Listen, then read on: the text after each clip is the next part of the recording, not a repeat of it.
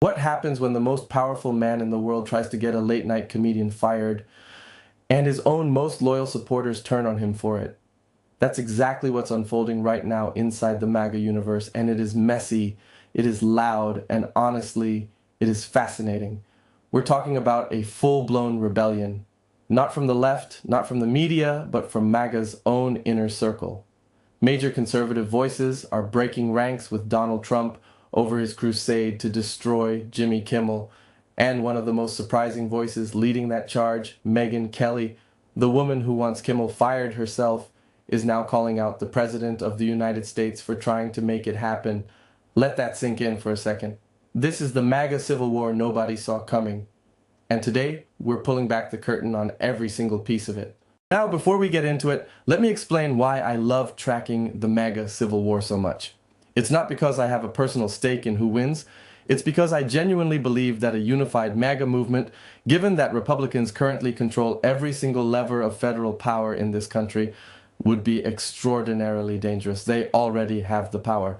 If they also had the unity and the will to match it, we would be in a far deeper hole than we already are. But instead, they are fighting each other. It's like a classic monster movie. Dracula versus Wolfman versus Frankenstein versus the Mummy. Every monster in the room going at each other's throats.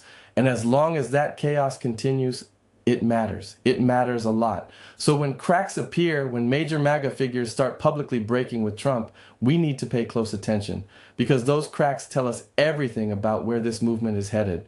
So here's the setup. Megyn Kelly, former Fox News star, trained lawyer, major MAGA podcaster, has had what you'd call a famously hot and cold relationship with Donald Trump.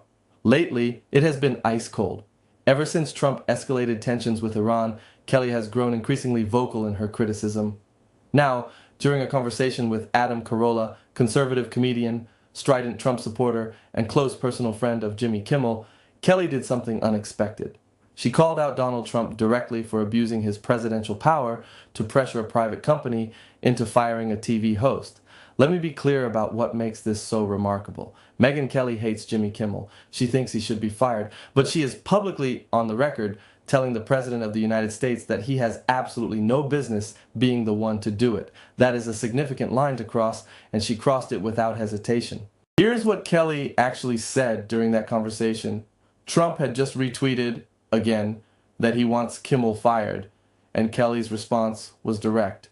She called it, quote, very inappropriate, and said, the President of the United States should not be calling for any private company to fire any employee, especially over free speech.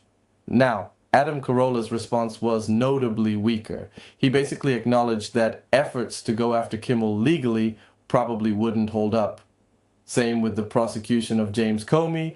He framed it as something that's just not going to work on the merits. And look, I appreciate the honesty, but here's my problem with that framing. Saying something is likely to fail legally is not the same as condemning the attempt. It's the difference between saying this attempted crime won't succeed versus saying this attempt is wrong and should never have happened. One is a legal prediction. The other is a moral stance. Carolla gave us the prediction, hiskipu. And this is where it gets really important. Adam Carolla publicly champions free speech. It's a cornerstone of his brand, his comedy, his political identity. So when your close friend, a fellow entertainer, becomes the direct target of government-directed censorship, I don't think it'll hold up in court is not good enough. Kelly herself pushed for something stronger. She wanted Carolla to say, plainly and loudly, no, Mr. President, this is gross and wrong. This is exactly the behavior we condemned when the left did it, and we're condemning it now. That is what intellectual consistency looks like.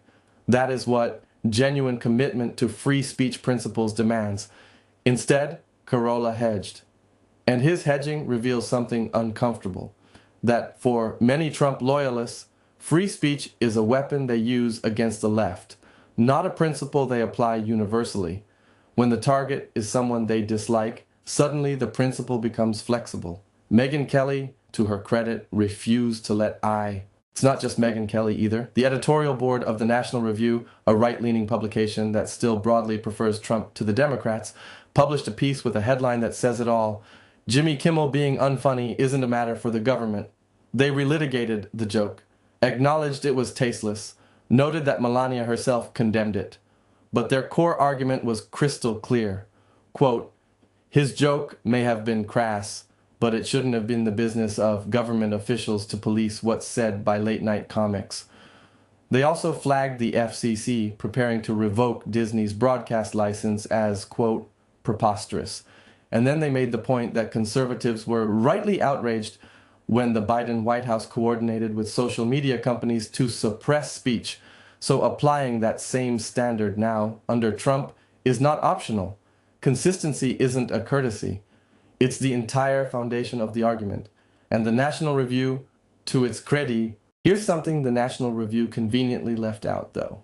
They mentioned the Biden administration coordinating with social media platforms to suppress certain viewpoints, which did happen and was legitimately criticized. But they failed to mention that the famous Twitter files, most of that suppression activity took place during the first Trump administration. Twitter employees themselves came forward and admitted it. The right-wing journalists behind the Twitter files didn't prominently disclose that part. And here's another thing nobody on the right wants to talk about. We learned, not from the files themselves, but from the surrounding investigation, that Donald Trump personally pressured Twitter to delete a post by Chrissy Teigen, John Legend's wife, where she called Trump a vulgar name. The President of the United States used the power of his office to scrub a celebrity's insult from social media. Where was the outrage then? Where were the free speech warriors? Now let's talk about Jimmy Kimmel's response, because it was genuinely funny and it deserves recognition. Trump posted, quote, when is ABC Fake News Network firing seriously unfunny Jimmy Kimmel, who incompetently presides over one of the lowest rated shows on television? And Kimmel, to his credit, walked out on stage and delivered this. If incompetently presiding over the lowest ratings in history is the reason I should be fired, we should both be out of a job because you're not doing too good either. And he's right. Donald Trump is currently the most unpopular president in modern American history. His approval numbers are historically bad. So the sitting president calling someone else's performance a failure while his own poll numbers are in the basement is a setup Kimmel didn't even have to try hard to hit. Beyond the joke, Kimmel also put together a compilation of Trump's calls for free speech, placed directly next to moments of Trump hypocritically betraying those exactly.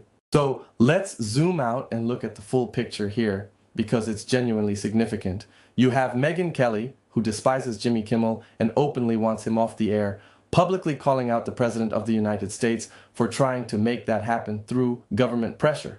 You have Adam Carolla, a devoted Trump supporter and Kimmel's actual friend, at least acknowledging that what Trump is doing is unlikely to survive legal scrutiny.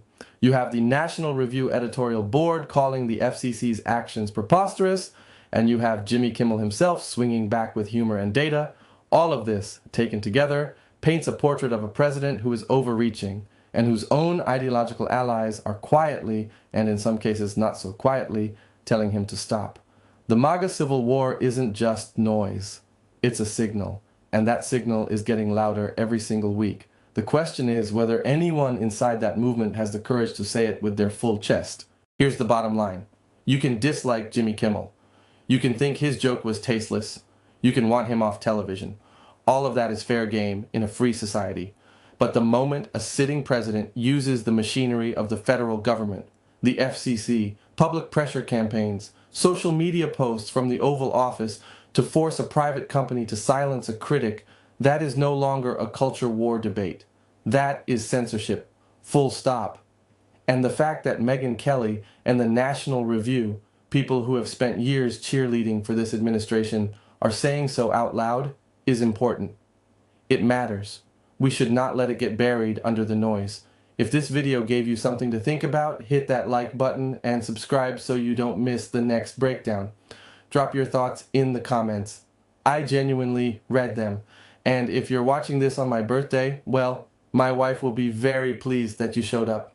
Thanks for being here. See you in the next one.